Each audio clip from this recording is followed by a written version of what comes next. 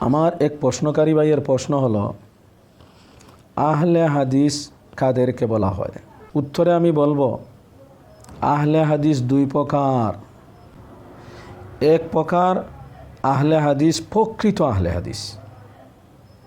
দুই নম্বর প্রকার আহলে হাদিস ওরা জাল আহলে হাদিস।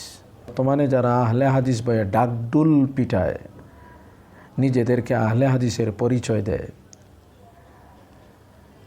অথচ অনেকেরা হাদিস বলতে কিছুই জানে না। হাদিসের বাংলা অনুবাদ দেখে দেখে দাবি করে সে আহলে হাদিস। ওই শ্রেণীর আহলে হাদিস তাদের একটা গ্রুপ রয়েছে, তারা গ্রুপকে আহলে হাদিস বলে। ওরা জাল আহলে হাদিস। প্রকৃত আহলে হাদিস শেখুল হাদিসদেরকে বলা হয়। প্রকৃত আহলে হাদিস হাদিস বিশারদদেরকে বলা হয়, হাদিস গবেষকদেরকে বলা হয়। এটা হাদিসের বিভিন্ন ব্যাখ্যা গ্রন্থে আপনি বিশদভাবে তার আলোচনা পাইবেন। আমি শুধু একটা উদাহরণ আপনার সামনে তুলে ধরছি। উসুলুল হাদিসের একটি প্রসিদ্ধ কিতাব কাওয়াইদু ফি উলুমিল হাদিস। তো মূলত কিতাবটির লেখক বেনজির মুহাক্কিক আলিমে দ্বীন আল্লামা জফর আহমদ উসমানী রহমতুল্লাহি তাআলা আলাইহি এই হাদিসটির তাহকিক করেছেন এবং তালিক করেছেন বিশ্বের বিখ্যাত আলিমে দ্বীন আল্লামা আব্দুল ফাত্তাহ আবু গুদ্দা রহমতুল্লাহ আলাইহি। এই কিতাবের 29 নম্বর পৃষ্ঠা, ওখানে বলা হয়েছে মারাতিবু আহলিল হাদিস ফাইদাতুন লা আহলিল হাদিস মারাতিবু আউয়ালুহা আত-তালিবু সুম্মাল মুহাদ্দিসু সুম্মাল হাফিজু সুম্মাল হুজ্জাহ। প্রতিটির ব্যাখ্যাও দিয়েছেন। এখান থেকে কথাটি স্পষ্ট, আহলে হাদিস 4 স্তরের। 1 নম্বর স্তরের আহলে হাদিস যারা তালিবুল হাদিস, হাদিস পড়ায় মগ্ন রয়েছে, এটা প্রথম স্তরের আহলে হাদিস।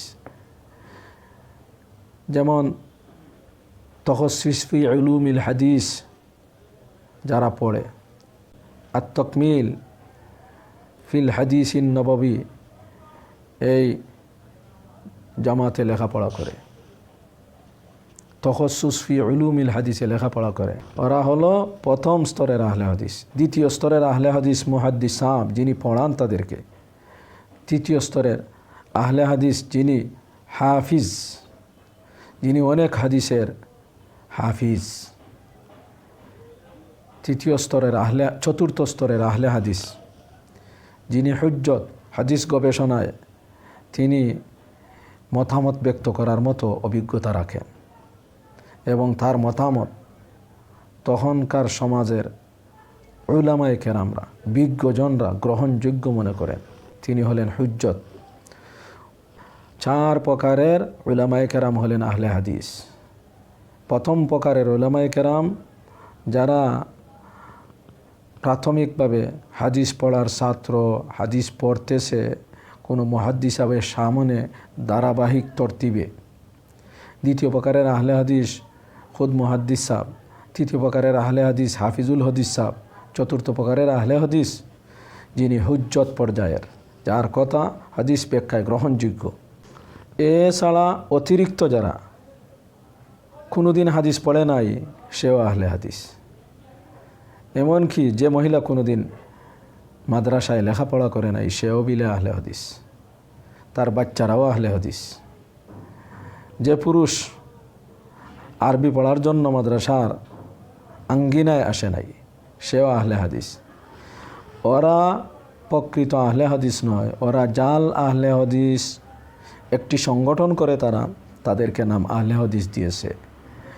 ওদেরকে মূলত আহলে হাদিস নাম রেখেছে। তারা দলবদ্ধ হয়ে একটি সংগঠন রূপ দিয়ে ব্রিটিশ সরকারের কাছে আবদার করেছিল। যখন উপমহাদেশে ব্রিটিশ সরকার শাসন করত, তখন তারা ব্রিটিশ সরকারের কাছে আবদার করেছিল, আমরা ব্রিটিশ সরকারের সমস্ত বিধিবিধান মেনে চলি, সমস্ত আইন কানুনকে ইসলামের পক্ষে হোক আর বিপক্ষে যাক, এটা তারা কোনো পরোয়া না করে বলেছিল, ব্রিটিশ সরকারের সব আইন কানুন আমরা মেনে চলি।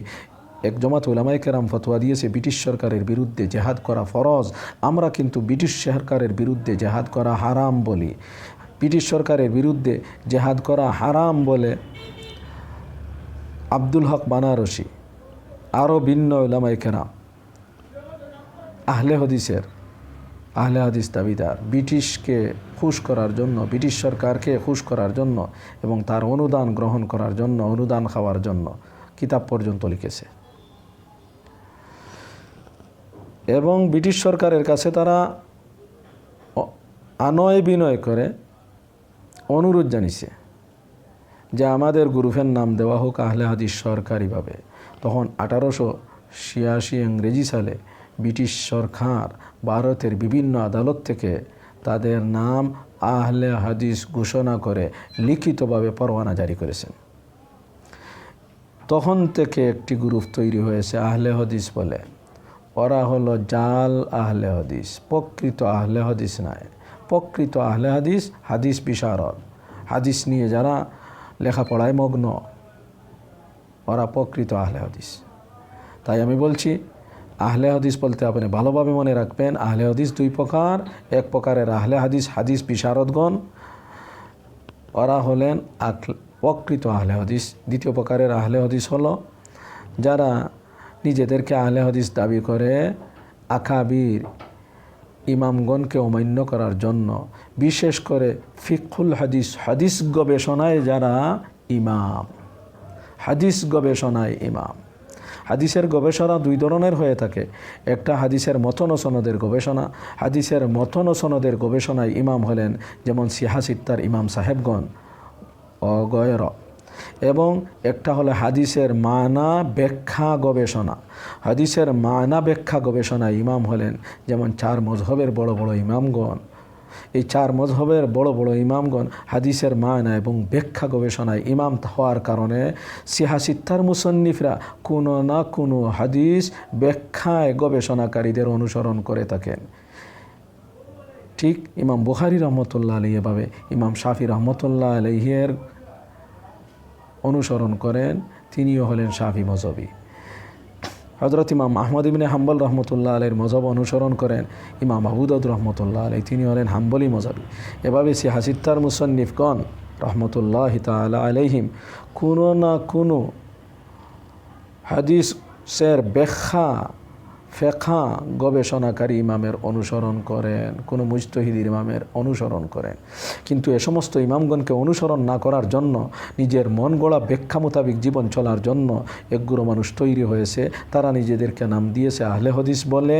এরা কিন্তু প্রকৃত আহলে হাদিস নয়, এরা হলো জাল আহলে হাদিস।